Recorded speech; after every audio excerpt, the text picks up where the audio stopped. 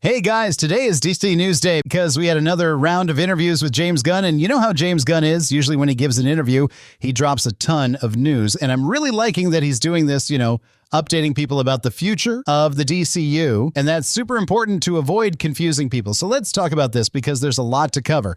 In fact, James Gunn revealed in this interview the existence of a secret project in the DCU.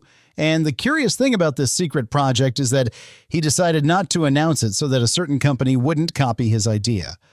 So folks, let's discuss everything James Gunn talked about in this interview because he mentioned Guillermo del Toro. He talked about secret projects. He spoke of scripts that are ready. He discussed the script he's working on and also shared 2 more updates involving the Superman movie. We also have good news and some not so great news regarding the current box office projection for the first weekend of the Superman film. So hey everyone, there's a lot to discuss in today's video, so let's talk about it all. But before we start, don't forget to hit the like button, comment below, and subscribe for more content like this. Also follow our other social media channels, Instagram and Threads, where I'll also keep you updated on this universe we all love. First off, let's start talking about James Gunn's interview. Well, among all the things he mentioned, what caught my attention most was the existence of this secret project. He mentions it by saying that this was one of the projects he didn't want to reveal in that DCU announcement video. So as we know, James Gunn came in and announced several new projects back then. And in this interview, he revealed there's a project among all those he announced back in 2023 that he didn't end up revealing in the video. And basically this secret project we're discussing here. So this project was presented to David Zaslav along with the others that were announced and approved. But James Gunn didn't want to disclose this secret project because, in his words, he was somewhat afraid it would be easy to copy by other companies. And of course, he didn't specifically mention Marvel, but it's important to say this because maybe he's referring to Marvel or maybe not, since Marvel is DC's only competitor. But the question is, what did he really mean by that? And what is this project? What could be this secret project that would make other companies able to copy? It's really something worth questioning. Now, I saw some fans on social media with great theories saying it could be the movie or series of The New Gods, because The New Gods has a huge lore from Jack Kirby regarding New Genesis, Apocalypse, and how those worlds emerged along with all their characters, and it would definitely make for a great series or movie, especially a movie, since I think it would be very lucrative. And Marvel kind of has an equivalent to The New Gods. I think the closest would be the Eternals. Both are creations by Jack Kirby, but not exactly the same thing. It's just that overall, you might compare them, but still, although that theory about the New Gods is pretty cool, and it would indeed be great for the DCU to have anything related to the New Gods. I just don't think there should be a whole secret, right? For a project involving the New Gods, what James Gunn might be saying is that he has some idea or a format that's never been done, and I think he's not talking specifically about characters. He's talking about some situations, some context. For example, one thing that came to my mind is the Marvels comic. The concept of the Marvels comic is a unique thing. It's an awesome comic, unquestionable, and I think it's my favorite Marvel comic. But why am I mentioning this? It's because it's a story with superheroes, but from a human perspective. I'm not saying the secret project is this, the perspective of a human on the heroes, but I'm talking generally, because it's a different idea. This idea of Marvels is a different idea that makes the comic extremely unique. So what I think James Gunn is saying is that it's a different idea, some creative use involving DC characters that we've never seen before that could easily be copied, But again, I'm not saying it's the Marvels idea. I'm not saying it's bringing the Marvels idea to DC. But maybe it's something as creative as the Marvels idea. For example, those fake documentaries within the DCU. There's this rumor out there that heroes have existed in the DCU for over 300 years. So within those 300 years, you could explore these stories in many ways. Like, I don't know, something happened in 1875 in the DCU, and then you could make a documentary about what happened in 1875. But I know I'm giving absurd ideas here. What I mean is that from a creativity perspective and different ideas, maybe it's something others could easily copy. And maybe that's why James Gunn was afraid to announce. The other thing James Gunn also mentioned is the Elzord issue. He confirmed these projects will only be made when someone presents an extraordinary idea, an idea that's really excellent. And if so, then they'll do it. What's interesting is he said a big actor came to him and tried to convince him of an Elzord movie idea. And from what I understood, James Gunn didn't dismiss making this Elzord. He just mentioned if the script is a masterpiece or really very good, he'll do it. And of course, he won't say who the actor is or what the idea is. But the first thing that came to my mind about an Elzord is Animal Man's comic. Think about all these things DC has published. What could make for a really good Elzord? Animal Man is definitely one of them because the narrative of the story is something that could work. Not to mention how the story breaks the fourth wall. By adapting the comic writer into a director or screenplay writer for a film, you can make small variations and bring this story into being a cool movie. There are milestone characters too. For example, Static Shock might actually fit as a DC Elzord movie.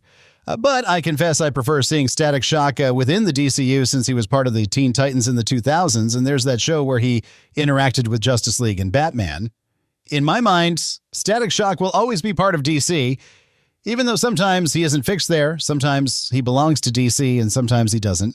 I personally prefer Static Shock in the DCU, but an Elzord for Static Shock isn't a bad idea. I think it's actually a great one. Now, the mystery of this conversation is who is the actor that talked to James Gunn? Because the way James Gunn spoke, it sounds like a very famous actor. I was thinking about Leonardo DiCaprio, who is very famous, Brad Pitt, Ben Affleck, Matt Damon. Matt Damon and Ben Affleck are always writing things. They could be people trying to create a script for James Gunn. Now, let's not forget about that other project, Elzord, which has been trying to make a sequel for years. Constantine 2. And as we know, Keanu Reeves always wants to do the sequel to Constantine. That's another possibility. This might be the most plausible one. He might really be talking about Keanu Reeves because Keanu Reeves is very, very famous and he's always wanted to make the sequel to Constantine. But he would need a good script. And James Gunn himself said that if the script is a work of art, he will make the movie. So maybe the script didn't impress James Gunn and Keanu Reeves will have to work hard to create a masterpiece with that Constantine if it really is him. And look, I've speculated in every direction, but among all these speculations, I prefer the Animal Man movie. The other thing I wanted to highlight in this interview is that news came up about Guillermo del Toro. They asked James Gunn if Guillermo del Toro would be interested in making a Dark Justice League movie.